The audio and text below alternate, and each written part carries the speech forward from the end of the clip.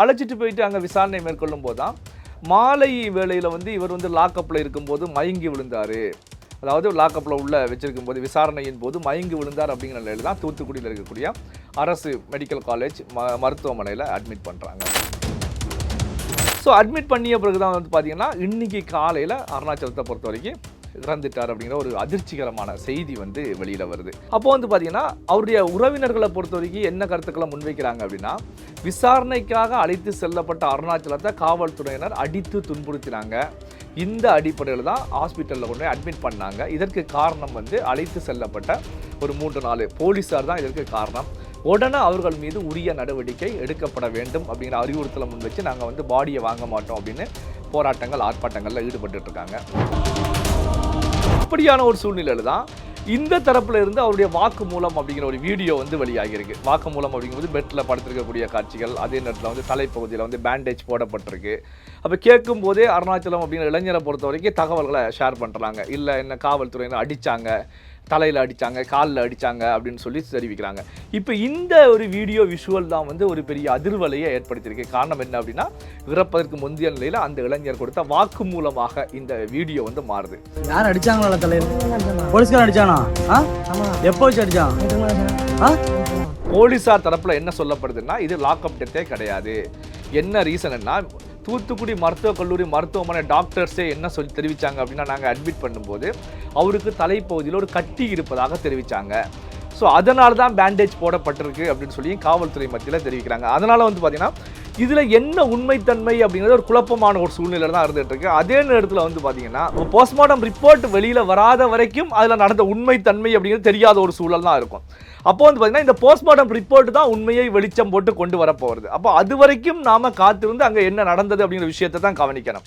இதில் இன்னொரு முக்கியமான விஷயம் என்ன அப்படின்னா, இன்னைக்கு இருக்கக்கூடிய தாவேக ஆட்சி தளபதி விஜய் அவர்களை பொறுத்த வரைக்கும் அது காவல்துறையினர் அல்ல. யார் தப்பு செய்தாலும் அவர்களுக்கு உப்பு தின்னவன் தண்ணி குடிக்கணும், தப்பு செய்தவன் தண்டனை அனுபவிக்கணும் அப்படிங்கிற போல தப்ப முடியாது. சிஎம் அவருடைய பார்வையிலிருந்து தப்ப முடியாது. இதுக்கு என்ன ஒரு உதாரணம் அப்படின்னா, அங்கு தவறுகள் நடந்திருந்தால் தப்பு செய்தவர்கள் தமிழக முதலமைச்சர் தளபதி விஜய் அவர்களுடைய பார்வையிலிருந்து தப்ப முடியாது. காரணம் என்ன அப்படின்னா, சொந்த கட்சியினர் தப்பு செய்தால் கூட பாரபட்சம் இல்லாமல் உடனே தூக்கக்கூடிய நிகழ்வுகள் நடந்துட்டு இருக்கு. இப்படி நடக்கும்போது தன்னுடைய கண்ட்ரோலில் இருக்கக்கூடிய ஒரு டிபார்ட்மெண்ட்ல இது போன்ற தவறுகள் நடந்திருந்தால் கண்டிப்பாக கடுமையான தண்டனைகள் அவர்கள் உட்படுத்தப்படுவார்கள். சட்டத்தின் முன் நிறுத்தப்பட்டு கடுமையான தண்டனைகளுக்கு உட்படுத்தப்படுவார்கள்.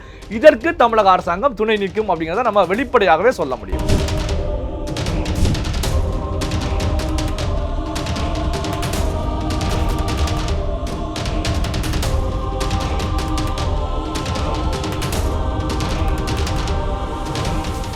ரியல் ஒன் உறவுகளே, நடுநிலையோடு பொறுப்புடன் செய்திகளை வழங்கி பல லட்சக்கணக்கான மக்களின் நம்பிக்கையை பெற்ற நமது சேனலின் வளர்ச்சிக்கு உங்கள் ஆதரவு தேவை. இந்த ஊடக பயணம் தொடர்ந்து வலுப்பெற திரையில் தெரியும் QR கோட் ஸ்கேன் செய்தோ அல்லது டிஸ்கிரிப்ஷனில் உள்ள வங்கி விவரங்கள் மூலம் உங்களால் முடிந்த அளவு சப்போர்ட் செய்யுங்கள். உங்கள் ஒவ்வொரு ஆதரவும் நமது குரலை இன்னும் பல லட்சம் பேரிடம் கொண்டு செல்ல உதவும். ரியல் ஒன் வாய்ஸ் நேயர்களுக்கு வணக்கம். இன்று நம்முடன் நேர்காணலுக்காக பத்திரிகையாளர் நெல்லை சிவா இணைந்திருக்கார். வணக்கம் சார். வணக்கம் சார். 26 வயது உள்ள அருணாச்சலம் அவர்களை தூத்துக்குடியை சேர்ந்தவர். அவர் 17ஆம் தேதி பார்த்தீங்கன்னா அவர் விசாரணைக்கு போலீஸார் அழைச்சிட்டு போகிறாங்க.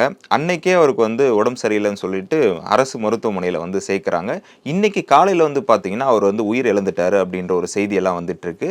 திமுக உள்ளிட்ட பல அரசியல் கட்சி தலைவர்களும் பார்த்தீங்கன்னா கண்டனத்தை பெரிதும் ஏற்படுத்திட்டு வந்துட்டு இருக்காங்க. இதன் உண்மை என்ன, இதன் பின்னணி என்ன சார்? இப்போ அதாவது இந்த அருணாச்சலம் அப்படிங்கிறவரை பொறுத்த வரைக்கும் அங்கே தூத்துக்குடியில் அமுதா நகர் அப்படிங்கிற பகுதியை சார்ந்தவர். அங்கே இருக்கக்கூடிய அரசு அனுமதி பெற்ற ஒரு பாரில் வேலை பார்த்துட்டு இருக்காங்க.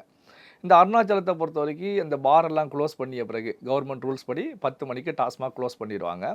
அதன் பிறகும் பிளாக்கில் சரக்கு பாட்டில்களை பெரிய அளவில் விற்பனை செய்து கொண்டிருந்தார் அப்படிங்கிற நிலையில் தான் காவல்துறையினரை பொறுத்த வரைக்கும் இவரை அழைச்சி செல்கிறாங்க. அப்போ இவரை கைது செய்யும் போது இவரிடம் விசாரணை மேற்கொள்ளும் போது சுமார் 100க்கும் மேற்பட்ட குவார்ட்டர் பாட்டில்கள் இருந்ததாகவும் சொல்லப்பட்டுக்கிட்டு இருக்கு. மீடியாக்களில் வரக்கூடிய செய்திகள் சொல்லிக்கிட்டு இருக்காங்க. 100க்கும் மேற்பட்ட பாட்டில்கள் அவரிடத்துல இருந்தது அப்படின்னு சொல்லப்படுது. அதே நேரத்தில் பார்த்தீங்கன்னா விசாரணைக்கு அந்த தென்பாகம் காவல் நிலையத்துக்கு தான் அழைச்சிட்டு போகிறாங்க. தென்பாகம் போலீஸ் ஸ்டேஷனில் இருந்து தான் போலீஸ் இவரை அழைச்சிட்டு போகிறாங்க. அழைச்சிட்டு போயிட்டு அங்கே விசாரணை மேற்கொள்ளும் போது தான் மாலை வேளையில் இவர் லாக்கப்பில் இருக்கும்போது மயங்கி விழுந்தார். அதாவது லாக்கப்பில் உள்ள வச்சிருக்கும் போது விசாரணையின் போது மயங்கி விழுந்தார் அப்படிங்கிற நிலையில் தான் தூத்துக்குடியில் இருக்கக்கூடிய அரசு மெடிக்கல் காலேஜ் மருத்துவமனையில் அட்மிட் பண்ணுறாங்க.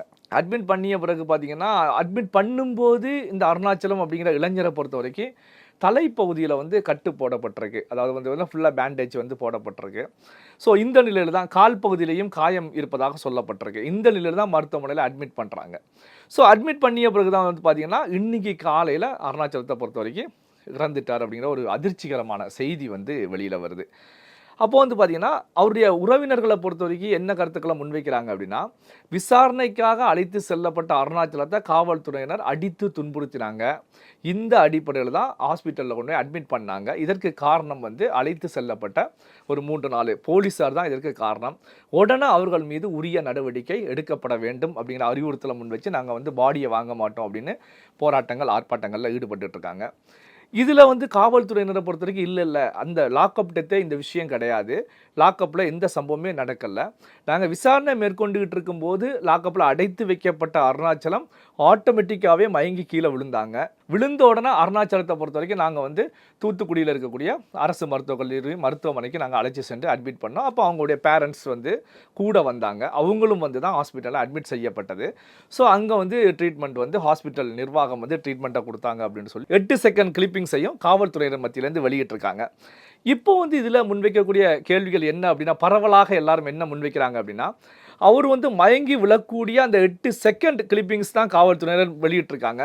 முன்னாடி இருக்கக்கூடிய பகுதியை பின்னாடி இருக்கக்கூடிய பகுதிகள் எதுவுமே இல்லை. ஏன்னா கொஞ்சம் அதிகமாக ஒரு 10 நிமிஷம் 15 நிமிஷம் அப்படின்னு வெளியிடப்பட்டிருந்தால் காவல்துறையினர் சொல்லக்கூடிய விஷயங்கள் சரியானதாக இருக்கும். அந்த 8 செகண்டை மட்டும்தான் வெளியிட்டிருக்காங்க அப்படின்னா விமர்சனங்களையும் கேள்விகளாக முன் வச்சுக்கிட்டு இருக்காங்க. இல்லை சார், இப்போ வந்து அவர் வந்து பெட்டில் படுத்துட்டு இருக்கும்போது அவர் ஒரு நபர் வீடியோ எடுக்கிறாங்க. ஸ்டேஷனில் என்ன நடந்ததோ அந்த விஷயங்களை அவர் ஷேர் பண்ணுற மாதிரி ஒரு வீடியோ வெளியாயிருக்கு. இல்லை, அதுதான் பார்த்தீங்கன்னா இப்படியான ஒரு சூழ்நிலையில் தான் இந்த தரப்புல இருந்து அவருடைய வாக்கு மூலம் அப்படிங்கிற ஒரு வீடியோ வந்து வெளியாகிருக்கு. வாக்கு மூலம் அப்படிங்கும்போது பெட்டில் படுத்திருக்கக்கூடிய காட்சிகள், அதே நேரத்தில் வந்து தலைப்பகுதியில் வந்து பேண்டேஜ் போடப்பட்டிருக்கு. அப்போ கேட்கும் போதே அருணாச்சலம் அப்படிங்கிற இளைஞரை பொறுத்த வரைக்கும் தகவல்களை ஷேர் பண்ணுறாங்க. இல்லை என்ன காவல்துறையினர் அடித்தாங்க, தலையில் அடித்தாங்க, காலில் அடித்தாங்க அப்படின்னு சொல்லி தெரிவிக்கிறாங்க. இப்போ இந்த ஒரு வீடியோ விஷுவல் தான் வந்து ஒரு பெரிய அதிர்வலையை ஏற்படுத்தியிருக்கு. காரணம் என்ன அப்படின்னா, இறப்பதற்கு முந்தைய நிலையில் அந்த இளைஞர் கொடுத்த வாக்கு மூலமாக இந்த வீடியோ வந்து மாறுது. எங்கே போனாலும் நாளைக்கு வந்து கோர்ட் அப்படின்னு சொல்லி போனாலும் அவருடைய வாக்கு மூலமாகத்தான் இந்த விஷுவலை வந்து பார்ப்பாங்க. இப்படியான சூழ்நிலையில் தான் அதே நேரத்தில் வந்து பார்த்திங்கன்னா இன்னும் பல விஷுவல்கள் வந்து வெளியாகிட்டே தான் இருக்குது. என்ன காரணம் அப்படின்னா, இன்றைக்கி வந்து டெக்னாலஜி பெரிய அளவில் டெவலப் ஆகி நின்றுட்டு இருக்கு. எல்லார் கையிலையுமே மொபைல் இருக்குது. அப்போ வந்து பார்த்திங்கன்னா அது மட்டுமல்லாமல் செல்லக்கூடிய இடங்கள் எல்லாமே சிசிடிவி கேமராக்கள் நம்மளை கண்காணிச்சுக்கிட்டு தான் இருக்குது. அப்போ ஒரு சம்பவம் நடக்கிறது அப்படின்னா அந்த சம்பவம் வந்து எங்கெங்கெல்லாம் நடக்கிறது அப்படின்னு சொல்லி அந்த விஷுவல்கள் எல்லாம் ஒன்றன் பின் ஒன்றாக வெளியே வந்துக்கிட்டே தான் இருக்கும். இதே போல தான் வந்து பார்த்திங்கன்னா இந்த காவல்துறையினர் வந்து அருணாச்சலத்தை செக்அப் பண்ணும்போது அவர் வந்து மது பாட்டில்கள் வைத்திருக்கிறாரா அப்படின்னு சொல்லி செக் பண்ணி பார்ப்பதாகவும் ஒரு விஷுவல் வந்து வெளியாகியிருக்கு. அப்போ பார்க்கும்போது பார்த்தீங்கன்னா அருணாச்சலத்தை பொறுத்த வரைக்கும் பேண்ட் ஷர்ட் போட்டு ஷூ போட்டு நல்ல ஒரு நிலையில் தான் இருந்துகிட்டு இருக்காங்க, செக்அப் பண்ணுறாங்க. இந்த விஷயமே இல்லாத ஒரு விஷுவலும் வந்துட்டு இருக்கு. இப்போ இதில் இருக்கக்கூடிய கேள்விகள் என்ன அப்படின்னா, இதில் நடந்த உண்மைத்தன்மை என்ன அப்படிங்கிற கேள்வி தான் இதில் பிரதானமான கேள்வியாக இருந்துகிட்டு இருக்கு. காரணம் என்ன அப்படின்னா, போலீஸார் அருணாச்சலத்தை விசாரணைக்காக அழைத்து செல்லும் போது என்ன கண்டிஷனில் போனாங்க, அதே நேரத்தில் வந்து பார்த்தீங்கன்னா அங்கு போன கண்டிஷன் அங்கே காவல் நிலையத்தில் விசாரணைக்கு அழைத்து செல்லப்பட்ட பிறகு தான் இங்கே தலையில் பேண்டேஜ் போடப்பட்டதா அப்படின்னு ஒரு கேள்வி இருந்துகிட்டு இருக்கு. அதே நேரத்தில் வந்து பார்த்தீங்கன்னா போலீஸார் தரப்பில் என்ன சொல்லப்படுதுன்னா, இது லாக்அப் டெத்தே கிடையாது. என்ன ரீசன்னா, தூத்துக்குடி மருத்துவக் கல்லூரி மருத்துவமனை டாக்டர்ஸே என்ன சொல்லி தெரிவித்தாங்க அப்படின்னா, நாங்கள் அட்மிட் பண்ணும்போது அவருக்கு தலைப்பகுதியில் ஒரு கட்டி இருப்பதாக தெரிவித்தாங்க. ஸோ அதனால தான் பேண்டேஜ் போடப்பட்டிருக்கு அப்படின்னு சொல்லி காவல்துறை மத்தியில் தெரிவிக்கிறாங்க. அதனால் வந்து பார்த்தீங்கன்னா இதில் என்ன உண்மைத்தன்மை அப்படிங்கிறது ஒரு குழப்பமான ஒரு சூழ்நிலை தான் இருந்துகிட்டு இருக்கு. அதே நேரத்தில் வந்து பார்த்தீங்கன்னா அருணாச்சலத்துடைய பெற்றோரை பொறுத்த வரைக்கும் இந்த 3-4 காவல்துறையினர் மீது உரிய நடவடிக்கை எடுத்தால்தான் நாங்கள் பாடியை வாங்குவோம், இல்லைன்னா ஆர்ப்பாட்டம் போராட்டத்தில் ஈடுபடுவோம் அப்படின்னு சொல்லி கருத்துக்களை முன்வைத்து அவங்க வந்து பெரிய அளவில் கொந்தளிச்சுக்கிட்டு இருக்காங்க. காரணம் என்ன அப்படின்னா, ஒரு உயிர் போயிருக்கிறது. அப்போ அந்த உயிர் போகிறதுக்கான காரணம் என்ன, காரணம் உயிர் போவதற்கான காரணகர்த்தாவாக இருந்தவர்கள் யார் அப்படிங்கிற கேள்வி தான் பிரதானமான கேள்வி. ஏன்னா கடந்த காலத்தில் நம்ம எடுத்து பார்த்தோம் அப்படின்னா திமுக அதிமுக காலத்தில் எந்த அளவுக்கு தமிழ்நாட்டில் லாக்அப் டெத்துகள் பெரிய அளவில் நடந்தது அப்படிங்கிறது பட்டியல் போட்டோம் அப்படின்னா அனுமான் வால் மாதிரி அந்த பட்டியல் நீண்டுகிட்டே போகும். இப்போ தாவேக ஆட்சிக்கு வந்த பிறகு பல்வேறு துறைகளில் வந்து நடவடிக்கைகள் வேகமாக பாஞ்சிக்கிட்டு இருக்கு. ஸோ இது போன்ற நிகழ்வுகள் நடக்கக்கூடாது அப்படிங்கிற ஒரு நிலை தான் இருந்துகிட்டு இருக்கு. இப்போ போலீஸ் டிபார்ட்மெண்ட்டை பொறுத்த வரைக்கும் சிஎம் தளபதி விஜய் அவர்களுடைய நேரடி கட்டுப்பாட்டில் இருக்கக்கூடிய ஒரு டிபார்ட்மெண்ட்டாக இந்த காவல்துறை இருந்துகிட்டு இருக்கு. அப்போ வந்து பார்த்தீங்கன்னா காவல்துறையில் இது போன்ற ஒரு விஷயங்கள் நடக்கிறது அப்படின்னா நேரடியாகவே சிஎம்முக்கு களங்கத்தை ஏற்படுத்தக்கூடிய விஷயமாகத்தான் இது பார்க்கப்படும். அதனால வந்து பார்த்தீங்கன்னா இந்த விஷயத்தை பொறுத்த வரைக்கும் எதிர்க்கட்சிகளை பொறுத்த வரைக்கும் லாக்அப் டெத் நடந்துருச்சு பார்த்தீங்களா, தொடர்ச்சியாக லாக்அப் டெத் நடத்துறது. இப்போ கனிமொழி எம்பி அவர் கூட வந்து பார்த்தீங்கன்னா முதலமைச்சர், அமைச்சர்கள், முக்கியமான அதிகாரிகள் எல்லாமே இன்னைக்கு விடுப்பு எடுத்துட்டு தியேட்டருக்கு ஜனநாயகன் படம் பார்க்க போயிட்டாங்க. ஸோ இனி அவர்கள் வந்த பிறகாவது இந்த லாக்அப் டெத் குறித்து பேசுவார்களா அப்படிங்கிற கருத்துக்களை முன்வைத்து இந்த விஷயத்தை வந்து முழுக்க அரசியலாக மாற்றக்கூடிய வேலைகளில் அவங்க ஈடுபட்டு இருக்காங்க. ஆனால் இங்கே வந்து போனது ஒரு இளைஞருடைய உயிர் அப்படிங்கிற விஷயத்த ஒரு உயிர் சார்ந்த விஷயமா தான் பார்க்கணும். அங்கே என்ன நடந்தது, என்ன காரணம் அப்படின்னா, இப்போ இறந்த அருணாச்சலம் அவருடைய உடலை பொறுத்த வரைக்கும் போஸ்ட்மார்ட்டம் பண்ணுவாங்க. போஸ்ட்மார்ட்டம் ரிப்போர்ட்டுகள் வரும். ரிப்போர்ட்டுகள் வெளியில் வரும்போது தான் அவர் வந்து எப்படி இறந்தார் அப்படிங்கிறதெல்லாம் அதில் மென்ஷன் பண்ணப்படும். காரணம் என்ன அப்படின்னா, நிஜமாக காவல்துறையினர் சொல்வது போல அவருடைய தலைப்பகுதியில் கட்டி இருந்ததா, இல்லை வந்து யாராவது தாக்கி இருப்பதன் மூலமாக இவருக்கு வந்து தலையில் காலில் பாதிப்பு ஏற்பட்டதா, முன்கூட்டியே இருந்ததா அப்படிங்கிறது போஸ்ட்மார்ட்டம் ரிப்போர்ட் தான் வந்து எக்ஸ்போஸ் பண்ண போகுது. அப்போ போஸ்ட்மார்ட்டம் ரிப்போர்ட் வெளியில் வராத வரைக்கும் அதில் நடந்த உண்மைத்தன்மை அப்படிங்கிறது தெரியாத ஒரு சூழல் தான் இருக்கும். அப்போ வந்து பார்த்தீங்கன்னா இந்த போஸ்ட்மார்ட்டம் ரிப்போர்ட் தான் உண்மையை வெளிச்சம் போட்டு கொண்டு வரப்போகிறது. அப்போ அது வரைக்கும் நாம் காத்திருந்து அங்கே என்ன நடந்தது அப்படிங்கிற விஷயத்தை தான் கவனிக்கணும். இதில் இன்னொரு முக்கியமான விஷயம் என்ன அப்படின்னா, இன்னைக்கு இருக்கக்கூடிய தாவேக ஆட்சி தளபதி விஜய் அவர்களை பொறுத்த வரைக்கும் அது காவல்துறையினர் அல்ல. யார் தப்பு செய்தாலும் அவர்களுக்கு வந்து உப்பு தின்னவன் தண்ணி குடிக்கணும், தப்பு செய்தவன் தண்டனை அனுபவிக்கணும் அப்படிங்கிற போல தப்ப முடியாது. சிஎம் அவருடைய பார்வையிலேருந்து தப்ப முடியாது. இதுக்கு வந்து என்ன ஒரு உதாரணம் அப்படின்னா, சமீபத்தில் ஜூலை 19ஆம் தேதி தமிழகத்துடைய உளவுத்துறை ஐஜி அஷ்டாகார் தலைமையில் வந்து சென்னையில் வச்சு ஒரு மீட்டிங், ஒரு ஆலோசனை கூட்டம் ஒன்று நடைபெறுது. இதில் தமிழ்நாட்டில் இருக்கக்கூடிய உளவுத்துறை சார்ந்த டிஎஸ்பிக்கள், இன்ஸ்பெக்டர்கள் எல்லாமே கலந்துக்கிறாங்க. கலந்து கொள்ளும்போது ஐஜி அஷ்டாகார்க் அவர்கள் சொன்ன விஷயங்கள்ல ஒரு அதிர்ச்சிகரமான விஷயங்கள் இருக்கு. ஏன்னா இந்த சம்பவம் நடந்ததுக்கும் இங்கே நடந்த ஆலோசனை கூட்டத்தில் தெரிவித்த விஷயங்களையும் வந்து பார்த்தீங்கன்னா எந்த அளவுக்கு அரசாங்கம் முன்னுரிமை கொடுத்து சென்றுகிட்டு இருக்கு அப்படிங்கிறத கவனிக்கிறதுக்காக தான் இந்த தகவல்களையே நான் ஷேர் பண்ணுறேன். பார்த்தீங்கன்னா உளவுத்துறை வந்து எப்போவுமே உளவுத்துறையை பொறுத்த வரைக்கும் எதிரில் இருக்கக்கூடிய எதிர்க்கட்சி சார்ந்தவர்கள், எதிர்க்கட்சியுடைய எம்எல்ஏக்கள், எம்பிக்கள், அதில் முக்கியமானவர்கள், முக்கியமான புள்ளிகள், இவங்க என்ன பண்ணுறாங்க அப்படிங்கிறது தான் உளவுத்துறை அதிக நேரம் செலவு செய்து நாங்கள் வந்து உளவு தகவல்களை எடுத்து ரூலிங் பார்ட்டிக்கு கொடுப்போம். அதே போன்ற தகவல்கள் ஒரு பக்கம் நடக்கட்டும். அதே நேரத்தில் வந்து பார்த்தீங்கன்னா அதே உளவுத்துறை இன்னைக்கு அமைச்சர்கள், எம்எல்ஏக்கள், ஸோ தாவேகா சம்பந்தப்பட்ட போஸ்டிங்கில் இருக்கக்கூடியவர்களும் என்னென்ன செய்துக்கிட்டு இருக்காங்க அப்படிங்கிற ரிப்போர்ட்டுகள் வந்து ரெடி பண்ணிக்கிட்டே இருக்கணும். அவர்களையும் மோப்பம் பிடிச்சிக்கிட்டே இருக்கணும். இந்த ரிப்போர்ட்டுகள் எல்லாமே என்னுடைய டேபிளுக்கு வரணும் அப்படின்னு சொல்லப்பட்டு தான் ஒரு தகவல் வெளியாக இருக்குது. காரணம் என்ன அப்படின்னா, ரூலிங் பார்ட்டியில் இருக்கக்கூடியவர்களும் என்ன அசைவுகள், அவர்கள் என்ன பண்ணுறாங்க, ஏது பண்ணுறாங்க, ஸோ அவர்கள் வந்து முறைகேடுகளில் ஈடுபடுகிறார்களா, அவர்கள் லஞ்சம் வாங்குகிறார்களா, இந்த ரிப்போர்ட்டுகளை வந்து உளவுத்துறை கொடுக்கணும். இது அப்போ யார் சொல்லி ஐஜி அஷ்டாகார்க் அவர்கள் இந்த தகவல்களை வந்து ஒட்டுமொத்த தமிழக உளவுத்துறையினருக்கு இன்ஸ்ட்ரக்ஷனாக கொடுத்துருப்பாங்க அப்படின்னா, அந்த போலீஸ் டிபார்ட்மெண்ட், உளவுத்துறை யாருடைய கையில் இருக்கிறது அப்படின்னா தமிழக முதலமைச்சர் அவர்களுடைய கையில் இருக்குது. அப்போ முதலமைச்சர் அவர்கள் கொடுத்த இன்ஸ்ட்ரக்ஷன் அடிப்படையில் தான் இந்த தகவல்கள் முன்வைக்கப்பட்டிருக்கு. இதில் இன்னொரு விஷயம் என்ன அப்படின்னா, இது மட்டுமல்லாமல் தமிழகத்தில் இருக்கக்கூடிய காவல் நிலையங்களையும் உளவுத்துறையை பொறுத்த வரைக்கும் உன்னிப்பாக கவனிக்கணும் அப்படின்னு சொல்லி இன்ஸ்ட்ரக்ஷன் கொடுக்கப்பட்டதாக செய்திருக்கு. அப்போ காவல்துறையை பொறுத்த வரைக்கும் பார்த்தீங்கன்னா இப்போ வந்து பார்த்தீங்கன்னா லஞ்ச ஒழிப்புத்துறையில் அஷ்டாகார்க் அவர்கள் வந்த பிறகு தமிழ்நாட்டை பொறுத்த வரைக்கும் பல்வேறு துறைகளில் எந்த பேதமும் இல்லாமல் எல்லா டிபார்ட்மெண்ட் செக்டார்லையுமே ரைடு நடந்துகிட்டு இருக்கு. இப்போ ஆர்டிஓ நிர்வாகங்கள், போக்குவரத்து துறை சார்ந்த விஷயங்களில் வந்து லஞ்ச ஒழிப்புத்துறையினர் வந்து ரைடுகள் நடத்தினாங்க. தாலுகா அலுவலகங்களில் தொடர்ச்சியாக ரைடுகள் நடத்தினாங்க. எல்லா இதுலையுமே பரவலாக ரைடுகள் நடந்துகிட்டு இருக்கு. என்ன காரணம் அப்படின்னா, அங்க இருக்கக்கூடிய அதிகாரிகள் வந்து முறைகேடுகளில் ஈடுபடுறாங்க, லஞ்சம் வாங்குறாங்க. ஸோ இந்த லஞ்சத்தை தடுக்கணும், முறைகேடுகளை தடுக்கணும்னு நடந்துட்டு இருக்கு. ஆனால் காவல் நிலையங்களில் இதுவரைக்கும் இது போன்ற ரைடுகள் நடைபெற்றதாக பெரிய அளவில் எந்த வரலாறுமே கிடையாது. அதிமுக ஆட்சி காலத்தை எடுத்துக்கிட்டோம்னா எதுவுமே கிடையாது.